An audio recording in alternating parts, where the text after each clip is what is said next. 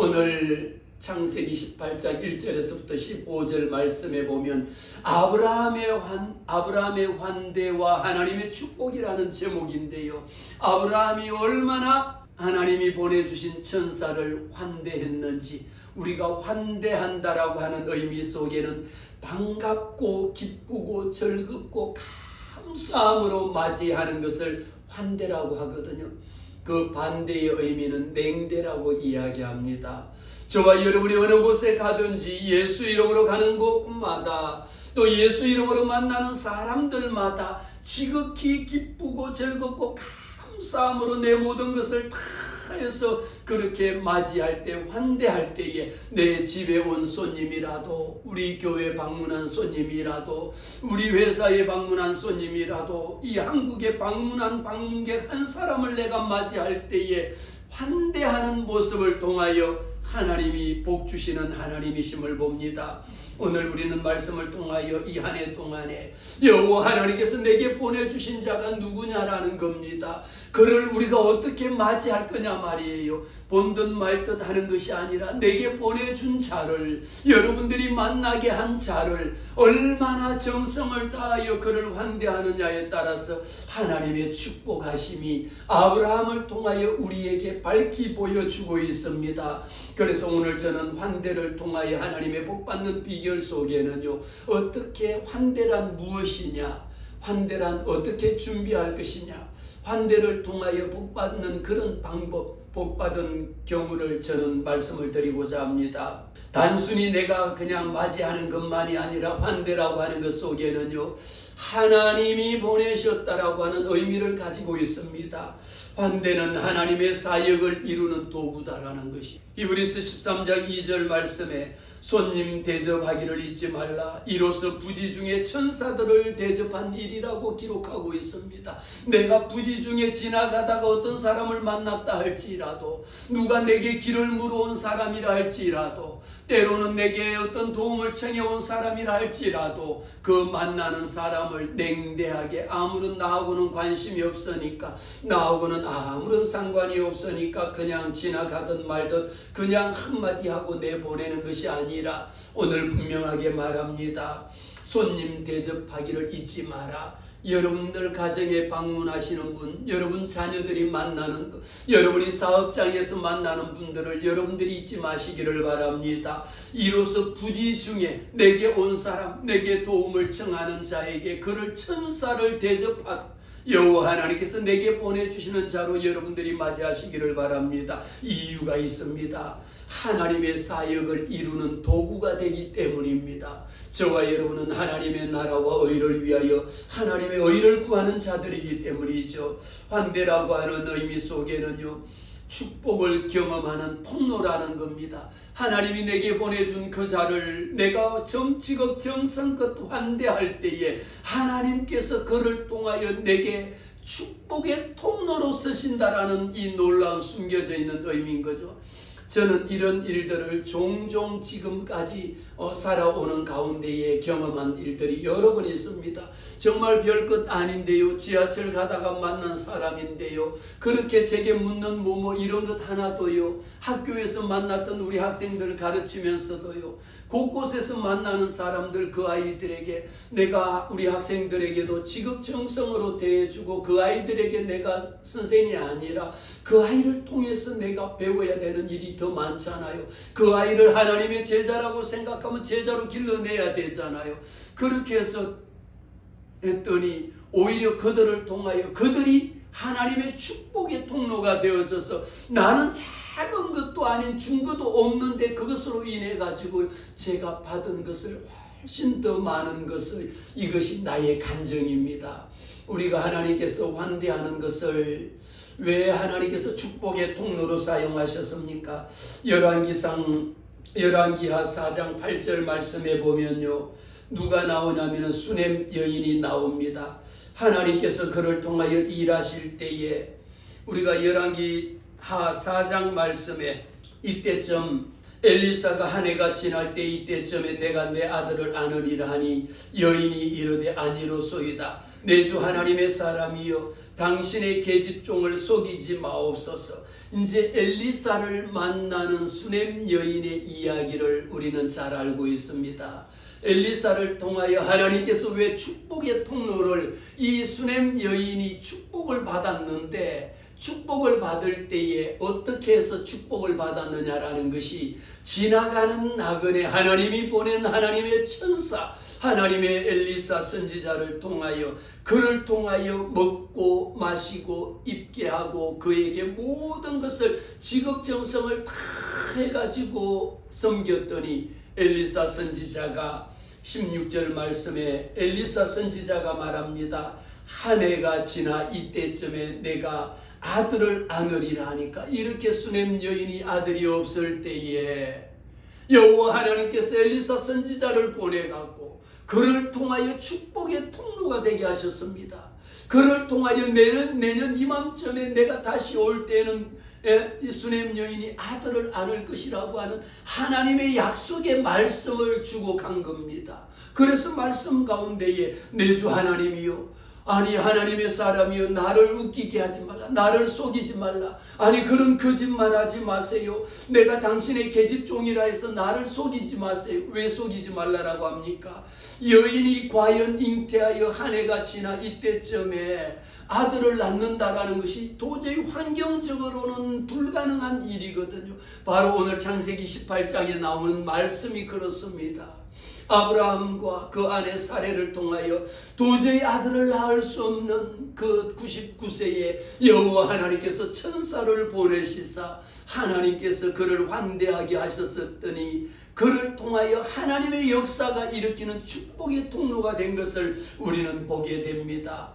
이 수넴 여인이 결국은요 이 엘리사가 말한 대로 아들을 낳는 그 일이 생겨난 것이죠. 그래서 우리가 내게 왔다 간 어느 누구라 할지라도 그를 지극정성으로 환대할 때에 하나님의 축복을 경험하는 축복의 통로가 된다라는 것을 잊지 마시기를 바랍니다. 환대라고 하는 것은요 하나님 앞에 여호와 하나님을 섬긴다라고 생각하시면 내게 온 사람, 내게 도움을 청한 사람을 그저 돌려보낼 수가 없다라는 것이죠. 여호와 하나님이 내게 하나님을 섬기도록 보내준 자라고 여러분들이 생각해 보세요. 여러분의 자녀요, 여러분의 것이 아닙니다. 하나님이 여러분의 자녀를 섬기고 여러분의 자녀를 돌보고 여러분의 자녀를 양육하라고 하나님께서 여러분들에게 맡겨주신 여러분들의 자녀라는 것이죠. 그 자녀를 내 것이라고 생각하니까 내 마음대로 휘두르거든요. 내 마음대로 욕하고 내 마음대로 온갖 것 다 하지만 하나님이 내게 맡겨준 하나님의 자녀라고 생각한다라면 우리 부모들이 내 마음대로 그렇게 자녀들을 할 수가 있겠습니까? 할 수가 없다라는 것이죠. 하나님께서 내게 왜 천사를 보내서 그를 환대하라고 말씀하셨습니까? 하나님께서 그를 통하여 여호와 하나님의 임재하심을 경험하게 하기 위하여 보내셨다라는 겁니다. 마태복음 25장 말씀에 이렇게 기록합니다. 주님께서 말씀하실 때에 내가 줄일 때에 너희가 먹을 것을 주었고 내가 목마를 때에 마실 것을 주었고 나그네 되었을 때에 내가 나를 영접하였고 그러나 말합니다. 주님, 내가 언제 주님이 내게 오셨을 때에 먹을 것을 줬고요. 내가 언제 주님이 내게 오셨을 때에 마시는 물을 줬습니까? 저는 그런 적이 없습니다라고 이야기했을 때에 지극히 작은 자 하나에게 한 것이 곧 내게 한 것이다라고 우리 주님이 이 땅에 오셔서 이 말씀을 하셨습니다. 환대라고 하는 것은요 내가 그 사람을 극진히 섬기는 그 의미 속에는요 하나님을 섬긴다라고 하는 더 큰 의미를 갖고 있기 때문입니다. 단순히 그 사람만을 위한 행동이 아닙니다. 하나님께서 내게 보내신 자를 내가 우리 주님을 모시듯이 섬긴다라고 하는 것이죠. 우리 가족을 돌아봐 보세요. 우리 가족 구성원들에게도 마찬가지입니다. 그를 통하여 일하시는 여호와 하나님을 기대하기 때문이신 거죠. 환대할 수 있는 것은요 내 마음속에 믿음이 있어야 돼. 내 마음속에 행동할 수 있는 양심이 있을 때에 환대할 수가 있다라는 겁니다. 마음은 있는데 여러분 행동이 없다라면은요, 마음은 있는데 마음은 원이로 돼 육신이 약하다라는 것을 우리는 주님 앞에 기도할 때마다 고백하거든요. 죄는 실컷 짓고 와가지고 기도할 때, 하나님, 내가 죄를 안 지으려고 했는데요, 내 마음은 원인데 내 육신이 약해서 내 마음대로 안 됩니다라는 것을 고백하잖아요. 그래서 우리가 지난 첫 주에도 선포했습니다. 죄는 너를 원합니다. 그러나 너는 죄를 다스릴지라. 우리가 2025년도 하나님의 축복을 받는 비결은 어디 있습니까? 죄를 다스릴 때에 하나님이 내게 축복의 문을 열어주신다라는 겁니다. 내가 팔이 짧아 너를 구원치 못함 또 아니요, 내가 귀가 어두워서 너희들의 기도 소리를 듣지 못함 또 아니요, 내가 눈이 어두워서 너희의 어려운 거, 내가 눈이 어두워갖고 너희들이 힘들게 사는 거 못 보고 있느냐? 그래서 살아계신 하나님이 너를 못 보는 것이 아니란다. 무엇입니까? 너와 나 사이에 죄악의 담이 가려져 있기 때문에 내가 너를 도울 수가 없다라는 것이죠. 우리가 하나님의 은혜를 받는 방법이 어디 있습니까? 하나님 앞에 달려 나올 때마다 하나님 앞에 회개하는 심령. 2025년도는요, 우리 다 같이 따라하십시다. 하나님이 축복하시는 해다. 2025년도는 하나님이 내게 복 주시는 해입니다. 여호와 하나님께서 내게 복 주시기를 원하시고, 여호와 하나님은 그 얼굴을 향하여서 너를 보기를 원하는 거예요. 오늘도 주님이 그 얼굴을 향하여서 나를 보기를 원하시는 하나님이실진데, 너와 나 사이에 죄악의 담이 가려서 죄악의 담 때문에 우리의 축복을 가로막아버린다라면, 죄악의 담 때문에 하나님이 내게 준비한 선물 보따리를 받지 못한다라면, 이 시간 이 한 해 동안 하나님, 죄의 종으로 살지 않도록 하나님 성령이여 도와주시옵소서. 오직 우리는 죄를 이길 수 있는 방법은, 우리는 죄의 생각은 내 마음속에 있지만 이것을 너는 다스리고 이것을 이길지니라고 말했습니다.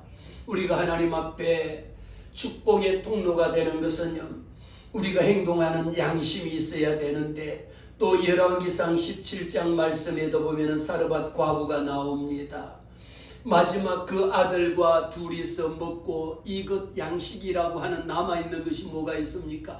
기름병에 기름 한 방울 남아있고요, 그냥 그 밀가루 포대에 가루 한 주먹, 그냥 떡 하나 만들 것도 부족한 그 남아있는 작은 것 하나 남았을 때에 엘리야 선지자를 통하여 내게 먹을 떡을 하나 만들어 오라고 했을 때에, 아니 아시다시피 내게 가지고 있는 것이라고 하는 밀가루 한 주먹이 있고요, 기름 한 방울밖에 없는데 어떻게 당신은 그것을 내게 떡을 만들어 오라고 합니까? 이 야속한 사람이라고 하지 않았습니다.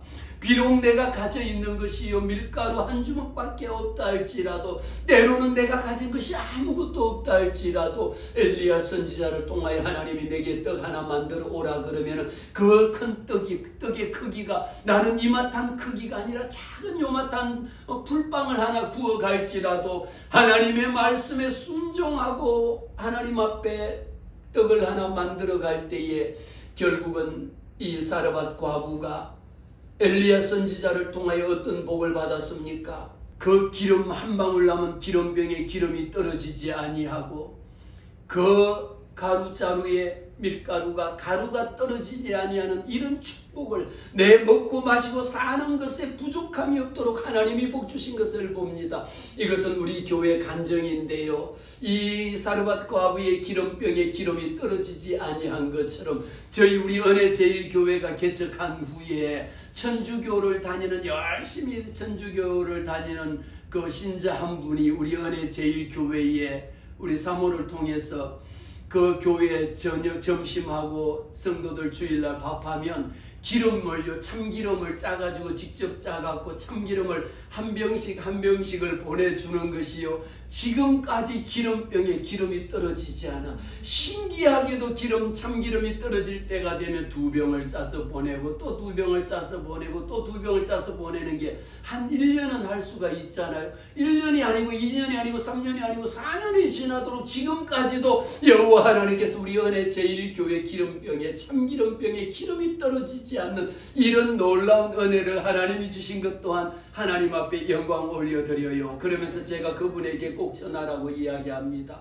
그분이 우리 은혜 제1교회를 위하여 이렇게 헌신하는 그 손길도 하나님이 배로 갚아주신다. 갑절의 은혜를 주신다. 왜? 성도들을 공개하는 그 일에 하나님 앞에 귀하게 쓰임 받잖아요. 나 혼자 참기름 먹고 그냥 혹하고 먹어버릴 수도 있지만 그것을 은혜 제1교회 성도들을 공개하기 위하여 비록 우리 교회 출석은 하지 않으시지만 천주교인이시지만 그것을 하나님의 성전에 드릴 수 있다는 것은 놀라운 일이거든요. 그래서 제가 그것을 받을 때마다 기도하고 하나님 축복하옵소서 축복하옵소서 했는데 그분이 받은 축복은요 이루 말할 수 없는 축복을 받았다라는 것은 나중에 제가 또 말씀을 드리겠습니다. 이처럼 환대라고 하는 것 속에는 믿음입니다. 믿음이 있어야 환대할 수 있는 겁니다. 믿음이 있을 때 여러분 행동으로 순종할 수가 있어야 돼. 말만 순종하는 것이 아닙니다. 행동으로 순종할 수 있는 것을 보여야 된다라는 것입니다. 오늘 우리는 말씀을 통하여 깨닫되 18장 1절 말씀에 이렇게 마므레 쌍수리 나무 아래에 있을 때에 아브라함이 나타났습니다. 이렇게 여호와 하나님께서 아브라함에게 하나님의 천사를 보내셨는데 2절 말씀 보겠습니다. 눈을 들어본즉 사람이 셋이 맞은편에 서 있습니다. 아니 눈을 들어봤더니 저 건너편에 사람이 세 사람이 서 있는 겁니다.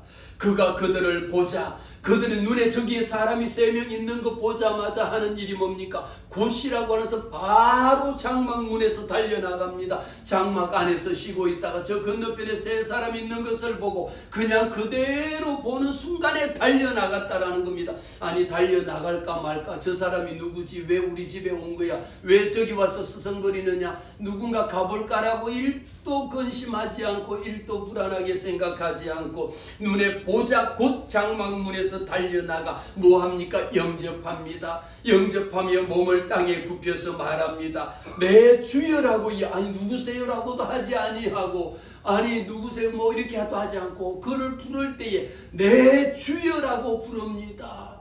우리 집에 오신 손님을 내 주여라고 하며 달려나가가지고 벗은발로 그냥 신발도 신지 아니하고 뛰어나가서 맞이하면서 내 주여 이렇게 고백합니다. 내가 주께 은혜를 입어 싸우면 원하건대 종을 떠나가지 마옵소서. 여러분 아브라함의 마음속에 저 건너편에 3사람이 온 것을 눈에 보이자마자 아니 저것이 무엇이야? 왜 우리 집에 온 것이야? 왜 내게 온 것이야? 라고 하지 아니하고 눈에 보자마자 곧장 뛰어나가서 내 주여라고 이야기합니다. 얼마나 선생님이요 내 주여라고 그렇게 반갑게 맞이하는 겁니다. 행여 여러분 집에 우리 교회에 내 사업장에 어떤 누구를 만난다 할지라도 왜 왔어요? 필요 없어요. 가세요. 이것이 아니라 하나님이 그 사람을 통하여 천사를 내게 보내셨는지 누가 알겠습니까? 하나님은 우리를 통하여 하나님의 보이지 않는 천사를 보내시거든요. 달려나가서 영접하는데 어서 오세요 많이 하는 것이 아니라 몸을 굽혀 땅에 머리가 닿도록 인사를 합니다. 몸을 땅에 굽혀 이릅니다. 내 주여 내가 주께 은혜를 입었다. 이미 우리 집에 온 사람은 내게 은혜를 베푸는 사람이라는 겁니다. 그러면서 원하건대 종을 떠나 지나가지 마옵소서. 우리 집에 오신 손님이니까 저도 지방 다니고 어떤 데 가보면요 이렇게 오셨으니까 그냥 가지 마시고 꼭 점심 드시고 가세요. 꼭 저녁 드시고 가세요. 꼭 주무시고 가세요. 이러면서 저는 환대하는 사람을요 저는 참 많이 봤습니다. 지방에 강의 가고 강연 다니다 보면요 그냥 강연을 가도 강의비를 받으니까 주고 그냥 가는 경우들도 있지만요 강사료를 주면서도요 얼마나 고맙게 꼭 점심 드시고 가세요 저녁 드시고 가세요 그렇게 환대하는 모습을 보거든요. 그러면서도요 종을 지나가지 마옵소서 꼭 기다리면요 여기에서 우리는 환대하는 방법 우리가 어떻게 환대를 해야 되느냐라는 것은 환대할 때에 여호와 하나님께서 무엇을 주십니까? 요한복음 1장 11절 말씀에요 우리 주님은 이 땅에 오셨을 때에 많은 사람들로부터 그렇게 환대를 받지 못했습니다. 우리 주님은 이 땅에 오셨을 때에 머리 둘 곳도 없었습니다. 마구간에서 탄생하신 거예요. 우리 주님이 가는 곳곳마다 멸시와 천대를 받으셨습니다. 그럼에도 불구하고 나를 살리기 위하여 우리 주님이 이 땅에 오셨는데 요한복음 1장 말씀을 통하여 자기 땅에 오매 자기 백성이 영접하지 아니하였더라. 주님이 이 땅에 오실 때 멸시천대를 받으시고 이 땅에 오셔서 나를 살리기 위하여 오신 그 주님을 우리는 기억합니다. 우리는 올 한 해 동안의 환대를 통하여 우리 하나님이 내게 주시는 복을 누려야 합니다. 이렇게 아브라함은요 낯선 손님을 환대하면서 하나님의 축복을 받았고 말씀드린 것처럼 수넴 여인은 엘리사를 섬길 때에 여호와 하나님께서 복 주셨습니다. 자녀와 생명에게 축복을 주셨습니다. 사르밧 과부를 통하여 그 기름병에 기름이 떨어지지 아니하고 그 자루에 밀가루가 떨어지지 아니하는 생업에 부족함이 없는 그런 하나님이 축복하신 것을 우리는 봅니다. 요한복음 1장 12절 말씀에 영접하는 자 곧 그 이름을 믿는 자들에게는 하나님의 자녀가 되는 권세를 주셨습니다. 이미 저와 여러분은 하나님의 자녀가 되는 권세를 받았습니다. 나는 하나님의 자녀입니다. 여러분들도 하나님의 자녀가 되었습니다. 우리가 하나님의 자녀가 된 이상요 우리에게 통하는 것은 무엇입니까? 환대를 하기 위해서는요 여러분들이 만나는 사람을 지극정성으로 모시기 위해서는요 우리가 생각할 수 있는 것은요 영적으로 깨어 있어야 된다라는 겁니다. 영적으로 민감해야 된다라는 겁니다. 열린 마음으로 준비해야 된다라는 겁니다. 그래서 우리에게 필요한 것은 환대할 때요 그 사람을 맞이할 때에는요 멈칫멈칫 주춤주춤할 이유가 없다라는 거예요. 그냥 즉각적으로 반응을 보이는 것을 아브라함은 이미 여호와 하나님께서 보내신 그를 통하여 눈에 보이자마자 곧 뛰어나갔다라는 겁니다. 달려나갔다라는 겁니다. 땅에 머리를 엎드려 그를 맞이했다라는 겁니다. 내 주여 우리 집에 오셨으니까 제발 그냥 지나가지 마시고 이렇게 우리 집에 머물러 있기를 원했습니다. 사랑하는 성도 여러분, 우리는 하나님 말씀 가운데 순종할 때에 이렇게 하나님 내게 보내준 자가 누구냐라는 겁니다. 여러분의 자녀를 하나님께서 여러분의 가정에 보내주셨고요. 여러분들이 기업을 하시는 분에게는 하나님께서 그 직원을 여러분들에게 보내주셨고요. 우리 교회는 하나님께서 그 사람을 우리 교회에 보내준 성도들인 겁니다. 그럴 때일수록 우리는 저 역시 마찬가지로 우리 은혜 제일교회 오신 여러 성도님들을요 내 몸 보살피던 내 몸 이상으로 다 지극정성으로 새로운 분 우리 교회 교인들 간에도 시기하고 질투하고 원망하는 것이 아니라 우리 교인들 간에도 다 지극정성으로 아니 다른 사람만 환대할 것이 아니라 부모는 자녀를 환대해야 되고요 자녀는 부모를 환대해야 합니다. 나가서는 잘하는데 정작 집에 들어와서는 잘 못하는 사람들도 많이 있거든요. 하나님이 여러분의 가정에 그 자녀를 보내주신 겁니다. 환대해야 합니다. 지극정성으로 맞이해야 합니다. 여러분이 다니는 회사에요 하나님이 여러분들을 보내주신 겁니다. 지극정성으로 직원들은요 회사 사장님을요 지극정성으로 환대해야 됩니다. 하나님이 그 직장에 가서 일할 수 있는 일터를 허락하신 거거든요. 또 여러분들이 직접 사업하시는 분은요 그 사업장에 보내준 직원들을 하나님이 보내준 하나님의 천사로 생각하고 여러분들이 환대할 때에 그를 통하여 하나님의 축복의 역사를 얼마만큼 베푸시느냐. 그런데 우리에게 필요한 것은 무엇일까요?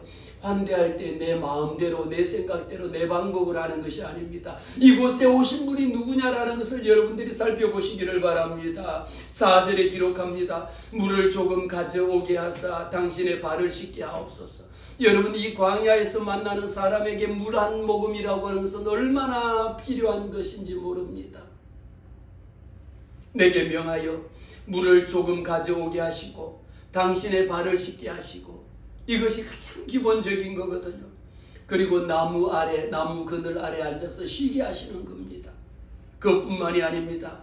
내가 가서 떡을 조금 가져오리니 당신의 마음을 상쾌하게 하신 후에 아무리 여러분이 환대할지라도 중요한 것은 뭡니까? 5절 말씀에 당신의 마음을 상쾌하게 해야 됩니다. 여러분 우리가 하나님 앞에 나와 예배 드리잖아요. 여러분들이 하나님 앞에 나와 예배 드리는 그 자체를 기쁘고 즐겁고 감사하는 마음으로 여호와 하나님 앞에 예배 드릴 때에 그 예배를 하나님이 기뻐 받으신다라고 누누이 말씀을 드립니다. 예배하는 자는 신령과 진정으로 예배하죠. 신령과 진정 속에는 하나님이 내게 주신 그 은혜가 감사하여 여호와 하나님 앞에 기뻐함으로 하나님 나를 불러주셔서 감사합니다. 하나님이 나를 불러주셔서 하나님의 자녀되게 해주셨으니까 이보다 더 감사할 일이 어디 있겠습니까? 기쁜 마음으로 하나님 앞에 하물며 여러분 보세요. 아브라함이 자기에게 온 하나님이 보낸 천사에게도 그 마음을 일단 편하게 앉아서 물 한 모금 드시고요. 그 물로 발을 씻어드리고요. 나무 그늘에 앉아서 편하게 쉬세요. 잠깐 쉬고 계시면 제가 가서 떡 하나 만들어 오겠습니다. 그러면서도 뭐 합니까? 당신의 마음을 상쾌하게 하신 후에 지나가게 하소서. 마음이 무엇보다도 가장 중요한 것은 무엇입니까? 마음이거든요.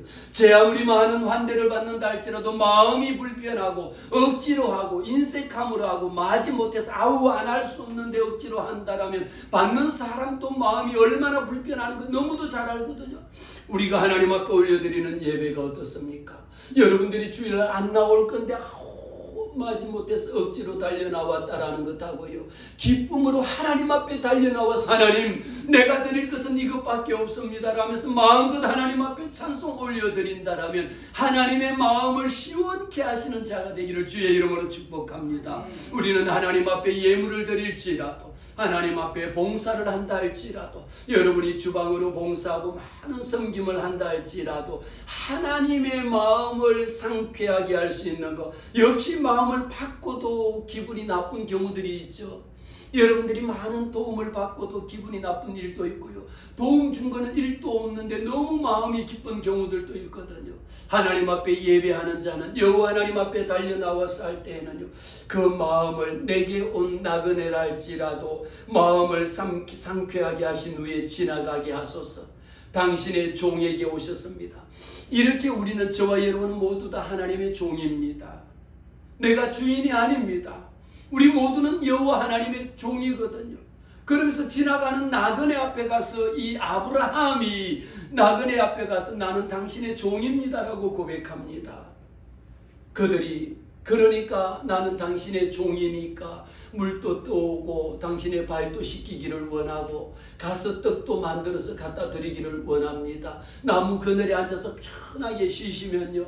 그러면서 당신의 마음이 마음이 편하게 계시면 좋겠습니다. 나는 당신의 종입니다. 이렇게 고백한 겁니다. 저는 이 아브라함이 하나님이 보낸 천사들을 환대를 통해서 하나님께서 그렇게 했을 때 하나님이 어떤 복을 주셨느냐라는 것을 보게 됩니다.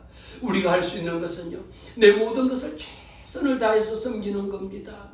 아브라함이 이렇게 차려가지고 이렇게 이제 그러면은 너가 그렇게 하고 싶은 대로 환대하도록 이 하나님이 보낸 천사들에게 그렇게 하라고 허락을 받은 후에는요. 이제부터는 아브라함이 얼마나 마음이 기쁘겠습니까? 우리 집에 오셨으니까 나는 종이니까 내가 그를 지극정성으로 환대하겠다. 그분을 위해서 섬기겠다라고 하는 마음만이 아니라 행동으로 나타나진 겁니다. 6절부터 보세요. 6절에도 보니까 아브라함이 급히 장막으로 달려가고 7절에 또 보니까 아브라함이 달려가서 그냥 꾸물꾸물하는 게 아니에요. 얼마나 마음이 급한지 몰라. 이분들이 언제까지 계실지 모르니까 가서 급히 달려가고 마음이 그냥 막 달리기를 하면서 지금 준비를 하는데 6절에 아브라함이 급히 장막으로 가서 사라에게 이야기합니다. 여보 빨리 밀가루를 가져다 떡을 만드세요. 빨리 만드세요라고 또 이야기하고 그 다음에 또 어디로 갑니까? 7절에 보니까 아브라함이 또 가축대 있는 곳으로 달려갑니다. 양을 찾아서 달려가가지고 그 중에도 기름지고 좋은 송아지를 잡습니다. 송아지를 한 마리 그 중에 여러분 바로 우리는 여호와 하나님 앞에 드려지는 우리의 모습, 우리의 태도, 예배자의 모습이 어떤 것인가라고 하는 것을 아브라함을 통하여 깨닫게 해주시는 것이죠. 7절에 기록합니다. 그 많은 송아지들 중에 여러분들이 같으면 여러분들이 닭이 10마리가 있으면 그 중에 보고 제일 평소에 비실비실하는 것만 잡아서 가져다 줄 수 있는 어떤 것이 제일 마음에 안 들고 못 먹고 비쩍 마른 것만 가져다 잡아줄 수도 있습니다. 어떤 사람은 그 중에 제일 이쁘고 제일 통실통실하고 제일 좋은 것을 골라서 잡아줄 수도 있거든요. 여러분들은 어떤 것을 잡아서 그 나그네를 대접하겠습니까? 그냥 여러분들은 그렇게 맛있게 좋은 거 먹다가 그냥 신방 가고 여러분들 간다 그러면은 하나님 앞에 들어지는 것이라고 하는 것은 나도 못 먹는 것, 나도 못 쓰는 것, 교회에서 굳이 우리가 이렇게 이웃 나눔 봉사한다니까 나도 못 먹는 거 가져다가 내고 나도 못 입고 나도 안 쓰고 나도 버릴 거 가져다가 그거 갖다가 냅니까? 나그네를 여러분 내가 못 입는 거는 다른 사람도 못 쓰고 나도 못 먹습니다. 내가 맛없는 거 다른 사람도 맛없습니다. 하나님 앞에 드려지는 것은 아브라함이 보세요. 달려가서 기름지고 좋은 송아지를 잡아다가 지금 아브라함이 얼마나 바쁜지 몰라. 이거를 한 마리 제일 좋은 것을 잡아다가 하인에게 갖다 주고 빨리 잡아서 지금 요리를 하라고 갖다 놓고 아브라함이 마음에 불이 타는 겁니다. 내게 온 나그네를 대접을 해야 될진데 내가 하나님 무엇으로 대접하겠습니까? 그러면서 마음이 이렇게 기쁜 마음으로 8절에 또 보니까 아브라함이 6절에도 아브라함이 7절에도 아브라함이 8절에도 아브라함이 9절에도 아브라함이 나옵니다. 왜? 오늘 말씀의 주인공은 아브라함이 이렇게 내게 보내준 나그네를 이렇게 환대한 겁니다. 이 말씀의 주인공은 누가 되어야 합니까? 저가 돼야 되고 여러분 한 사람 한 사람이 여호와 하나님을 섬기는 그 일에는 내가 주인공이 돼야 되는 겁니다. 하나님 앞에 드려지는 것 중에 제일 나쁘고 제일 못생기고 제일 쓸데없고 제일 삐쩍 말랐는 거 그거 한 마리 잡아다가 요리해서 주는 것이 아니라 내가 가지고 있는 것 중에 가장 기름지고 좋은 송아지를 잡아서 요리를 나는 안 입을지라도 나는 못 먹을지라도 나는 못할지라도 내게 달려온 나그네를 위해서는 제일 좋은 것을 잡아서 여호와 하나님 앞에 드려지는 이런 모습을 아브라함은 보였습니다. 그러면서 아브라함이 환상을 차려가지고 나무 그늘 아래 가서 그 앞에 가져다 차려놓고 나그네를 대접합니다. 하나님이 보낸 천사입니다. 마음껏 드시라고 편하게 드시라고 나무 그늘 밑에 가져서 그를 대접합니다. 그랬더니 9절에서부터 왜 우리가 여호와 하나님 앞에 환대하는 이 환대를 통해서 하나님의 복, 축복이 통로가 된다라고 말했습니까? 9절의 말씀 다 같이 읽겠습니다. 그들이 아브라함에게 이르되 내 아내 사라가 어디에 있느냐? 대답하되 장막에 있나이다. 이제 하나님의 역사, 하나님의 축복의 시간은 여기서부터 시작이 되는 겁니다. 이렇게 사라는 지금 어디에 있습니까? 주방에 있잖아요. 주방에서 떡을 굽고 지금 요리를 해갖고 주방에 있는데 여호와 하나님께서 그를 통하여 아브라함에게 묻습니다. 아브라함에게 여호와 하나님이 나타나서 아브라함에게 말합니다. 내 아내 사라가 어디에 있느냐라니까 아브라함이 대답합니다. 장막 안에 있습니다. 지금 주방에 요리하고 지금 주방에 설거지하고 있습니다라고 이야기했더니 역사적인 하나님의 축복의 시작, 하나님의 축복의 약속의 말씀이 여기에서부터 시작입니다. 10절 말씀 봅니다. 그가 이르시되 내년 이맘때, 이 내년 이맘때라는 게 얼마나 의미가 큰 의미를 가지고 있는지 모릅니다. 내년 이맘때 내가 반드시 내게 다시 오겠다라는 거예요. 하나님의 약속의 말씀은요 반드시 이루어진다라는 그 약속의 의미입니다. 내년 이맘때 내가 반드시 내게 돌아오리니 무엇을 주겠습니까? 내년 이맘때 왜 다시 돌아오기를 원합니까? 여호와 하나님께서 저와 여러분에게 오늘 이 시간에 내년 이맘때쯤 내가 다시 내게 돌아오겠다 그러면서 내게 하나님의 약속의 축복의 선물을 주십니다. 내 아내 사라에게 아들이 있으리라 하시니, 아니 내년 이맘때 아들이 있을 거야 라고만이 한 것이 아니라요, 성경의 구조적으로 보면 먼저 이야기, 내가 내년 이맘때쯤 다시 오겠다라는 것은 지금부터 내년 이맘때니까 1년 후가 되잖아요. 1년 후에 내가 이맘때쯤 다시 돌아오겠다. 돌아오면서 그 다음에 하는 것은 무엇입니까? 사라에게 아들이 있으리라 하시니, 아니 그렇게 원하던 이게 아브라함이 지금 99세가 되었음에도 불구하고 아들이 없었는데 내년 이맘때쯤에 내가 다시 돌아오겠다. 그러면 여러분들에게 어떤 사람은 먹고 그냥 가버릴 수도 있지만 여호와 하나님께서 말씀의 언약의 약속의 말씀을 주고 간 겁니다. 내가 내년 이맘때쯤 내가 다시 올 거야. 그러면서 내가 그때쯤 되면 사라에게 아들이 있을 것이요. 이 말을 던져주고 갔는데 그 말을 듣는 사라의 마음속에는 어떤 생각이 들었느냐? 지금부터 역사와 환경을 초월하신 여호와 하나님의 일하심을 우리는 보게 됩니다. 아무리 내가 지금 여러분들이 처해져 있는 환경을 바라봐 보세요. 만일 제가 목사님이 여러분들의 신방을 사업장 가서 내년 이맘때쯤 내가 집사님 다시 오겠습니다. 그때는 여러분의 사업장이 살아서 그냥 불같이 그냥 배로 성장해 있을 것인가라면 여러분들이 들으면 뭐라고, 집사님 들으면 뭐라 그랬어요? 속으로 목사님 내가 지금 다 망했는데 내년에 이맘때쯤 뭐가 있겠어요? 그러면서 오히려 무슨 소리야? 이럴 거 아니에요. 사라가 지금 그 이야기, 아니 내년 이맘때쯤 돌아오는 거는 좋은데 내년 이맘때쯤 아들이 있으리라고 이야기했으니까, 아니 지금 사라의 나이가 75세고 아브라함이 지금 99세인데 무슨 아들을 낳는다라는 이야기입니다. 하나님이 약속의 말씀을 주셨는데 그 말씀을 듣고 사라가 이야기합니다. 장막 뒤에서 주방에 있다가 그 하는 이야기를 듣고 나서 하는 태도를 한번 봐보시기를 바랍니다. 11절에 아브라함과 사라는요, 지금 그 뒤에 내년에 올 거라고 하니까 그 이야기를 듣고 비웃음치고 고웃음치고, 아니 무슨 이야기를 하는 거예요 라고, 말도 안 되는 소리 하지 마세요. 아니 지금 나를 몰라도 너무도 모르네요. 내 형편과 처지를 아니 어떻게 그렇게 모르냐라고 이야기합니다. 11절에 아브라함과 사라는 나이가 이미, 아니 지금 하나님, 아니 여보세요, 지금 하나님이 보낸 천사들에게 이야기합니다. 아니 지금 아브라함과 사라는요 나이가 많아서, 지금 내 남편이 99세잖아. 나이가 99세인데 무슨 아들을 낳아? 말도 안 되는 그런 무슨 그런 이런 말이 어디 있겠느냐 말이에요. 나이가 많아 늙었고 사라에게는 여성의 생리가 끊어진 지가 그때까지 생리하는 자가 누가 있겠습니까? 그러면서 12절에 사라가 속으로 웃으며, 아이 참나 말도 안 되는 소리 웃고 이르되 내가 노쇠하였고 내 주인도 늙었으며 내게 무슨 즐거움이 있겠나? 내게 지금 그렇게 즐거움을 얻을 수 있는 환경적으로는 아무것도 없다라는 것을 그대로 고백합니다. 사랑하는 성도 여러분, 우리는 이 말씀 가운데에, 여러분들이 이 말씀을 들었을 때에 여러분들은 어떻겠습니까? 저도 마찬가지입니다. 이미 사라가 속으로 마음속으로 웃죠, 비웃습니다. 그러나 하나님께서 저와 여러분에게 약속의 말씀을 주실 때에는 그 약속의 말씀을 이루시는 여호와 하나님, 그 말씀대로 성취하시는 여호와 하나님, 우리 하나님께서 그 한 점 1.1에게 말씀도 변치 않으시고 하나님이 약속하신 그 말씀은 다 말씀대로 이루시는 하나님을 보게 됩니다.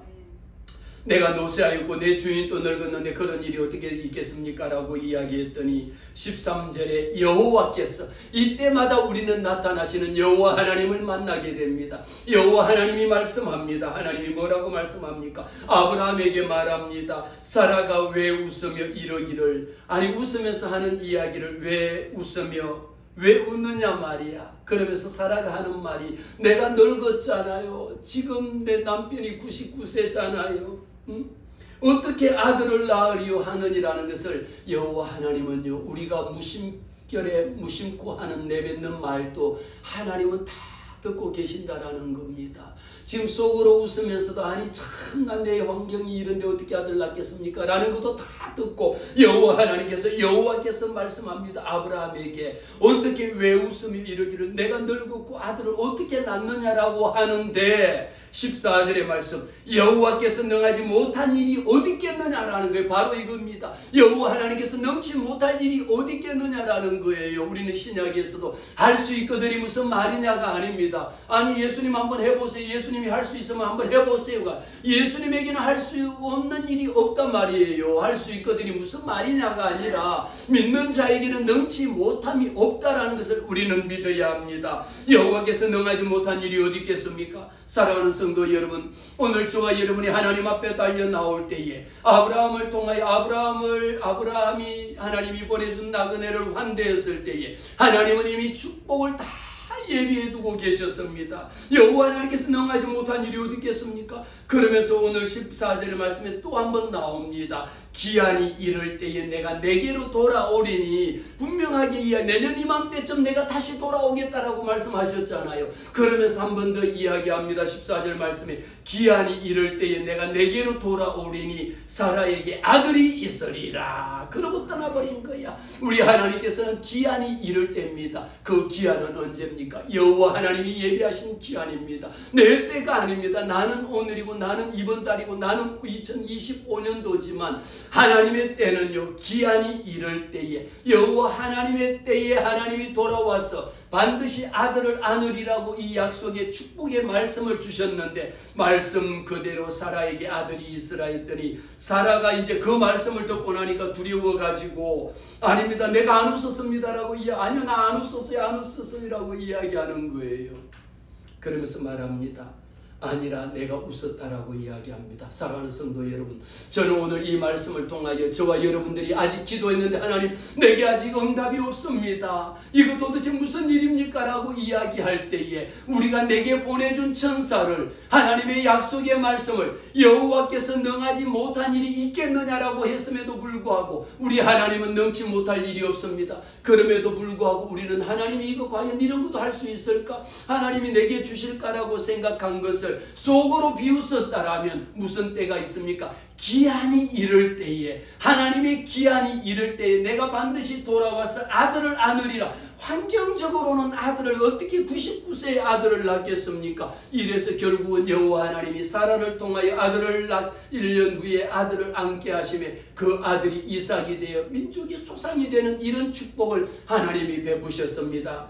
사랑하는 성도 여러분, 오늘 우리는 아브라함이 그 하나님이 보낸 천사를 환대했을 때에 하나님의 축복, 예비하신 그 축복을, 하나님의 기한이 내가 내년 이맘때쯤 다시 돌아오리라. 할렐루야. 여러분들의 가정에 하나님께서 오늘 이 말씀을 통하여 내가 내년 이맘때쯤 내가 다시 올 때에 그때는 아들을 안으리라. 이런 축복이 저와 여러분에게, 여러분의 사업장 위에, 비록 우리가 환경적으로는 돌아보면 아무것도 가진 것도 없고 어떤 것 하나 없다 할지라도 하나님의 약속의 말씀에 의지하여 하나님 앞에 기도할 때에 내년 이맘때쯤 내가 반드시 다시 돌아오리라. 그때는 이런 축복을 내게 주리라. 그 축복을 받아 누리시는 주인공이 되시기를 주님의 이름으로 축복합니다.